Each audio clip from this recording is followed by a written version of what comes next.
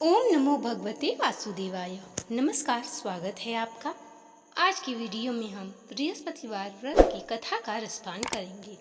Channel पर यदि आप नए आए हैं तो चैनल को सब्सक्राइब करें, वीडियो को लाइक करें और ज़्यादा से ज़्यादा इस वीडियो को शेयर अवश्य करें। बृहस्पतिवार कथा के अनुसार एक नगर में एक गरीब ब्राह्मण रहता था। वह बहुत ही पुण्यात्मा और धर्मात्मा प्रवृत्ति का था, परंतु उसकी स्त्री बहुत ही मलिनता के साथ रहती थी। वह न किसी देवता का पूजन करती और न ही कभी कोई काम करती थी। वह केवल सुबह उठते ही सर्वप्रथम भोजन करती थी। ब्राह्मण बहुत ही दुखी रहते, पत्नी को बहुत समझाते, परंतु कोई परिणाम न निकलता। भगवान की कृपा से ब्राह्मण की एक कन्या उत्पन्न हुई। वह कन्या अपने पिता के घर में बड़ी होने लगी और वह कन्या बचपन से ही बृहस्पति भगवान की पूजा भी करने लगी। इस कन्या के प्रभाव से ब्राह्मण के घर में कभी भी अन्न और धन की कमी नहीं हुई। बालिका स्कूल जाती तो अपनी मुट्ठी में जौ भर कर ले जाती और पाठशाला जाने के मार्ग में डालती जाती। वही जौ स्वर्ण के हो जाते तो उनको बीन कर घर ले आती और फिर वह अपना काम करने लगती। इस प्रकार दिन बीतते रहे। एक दिन उसकी माँ ने जौ को फटकते देख लिया और कहा, हे पुत्री, सोने के जौ को फटकने के लिए सोने का सूप होना चाहिए।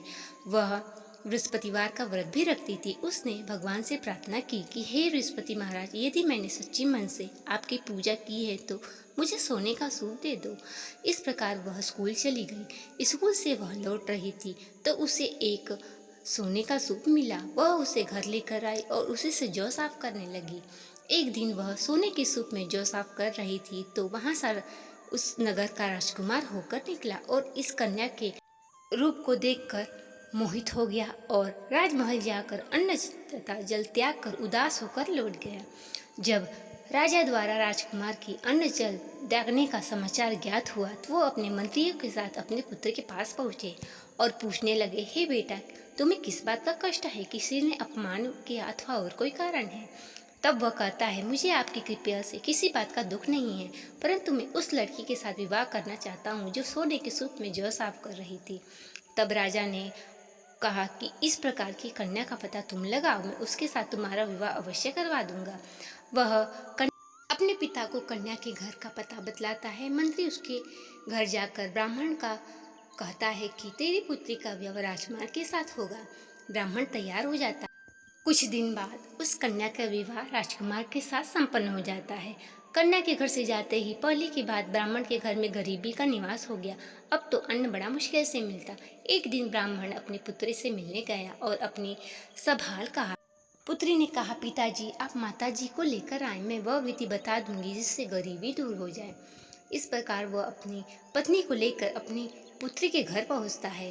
पुत्री माँ को समझाने लगती है कि माँ, सुबह उठकर सर्वप्रथम भगवान विष्णु का पूजन करो तो सब दैत्यता दूर हो जाएगी। परंतु उसकी माँ उसकी एक बात नहीं मानती। सर्वप्रथम उठकर पुत्री का जूठा बच्चा खा लेती थी।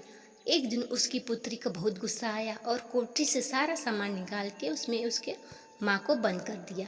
अगले दिन स्नान करा के पूजा पाठ करवाया तो उसकी माँ की बुद्धि ठीक हो गई। इस प्रकार वह पूजा करने लगी। उसके घर भी अन्न, धन, वैभव सभी चीज़ों से वह संपन्न हो गई। ब्राह्मण भी सुखपूर्वक इस लोक का सुख भोगकर स्वर्ग को प्राप्त हुआ। हे विष्णु भगवान, जैसे उस ब्राह्मण को बृहस्पति के व्रत का फल मिला वैसे ही सबको मिले, सबकी मनोकामनाएं पूर्ण हो। जो यह कथा सुन रहा है और पढ़ता है उनकी सभी इच्छाएं पूर्ण करना। इस वीडियो को आप ज़्यादा से ज़्यादा तक शेयर करें। यह पुण्य कार्य आप अपने हाथों से अवश्य करें। मिलते हैं अगले वीडियो में। कमेंट बॉक्स में बृहस्पति महाराज की जय अवश्य लिखें। तब तक के लिए नमस्कार।